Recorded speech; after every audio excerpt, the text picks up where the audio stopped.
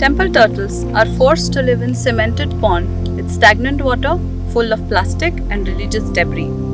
Turtles are cold-blooded animals, and when they are unable to bask, they face various health issues such as fungal shell rot and parasitic infestations.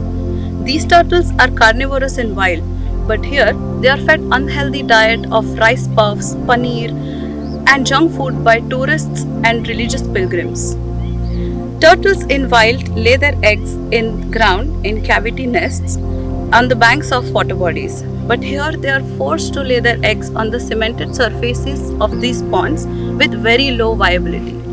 Crucial generations of these threatened turtles are lost every day because of that.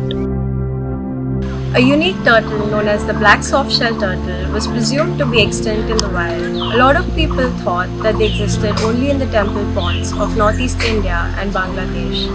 However, in 2007, they were rediscovered in the wild, giving us hope for the future of the species in the wild, beyond a captive existence. Through our research project, we have encountered the black soft-shell turtle along the Brahmaputra River.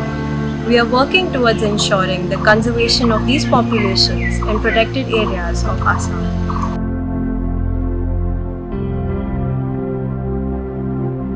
Due to lack of knowledge and awareness, these threatened turtles are forced to live in these cramped existences rather than being in wild.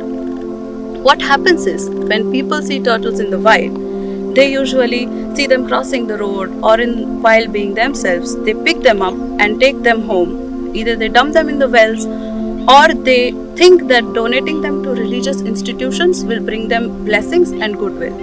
But this is no life to live. What if you encountered a turtle in the wild? Let it be. Or if it needs assistance, if it is crossing a road, if it is injured, do contact your forest department or your local wildlife rescue organization.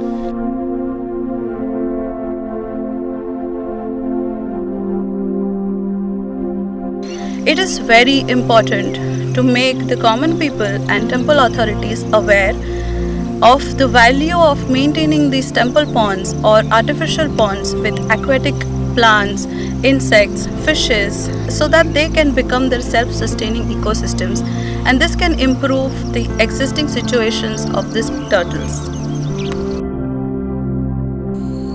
Creating sandbanks for basking and breeding areas for turtles can help in rearing healthy populations of turtles for future generations.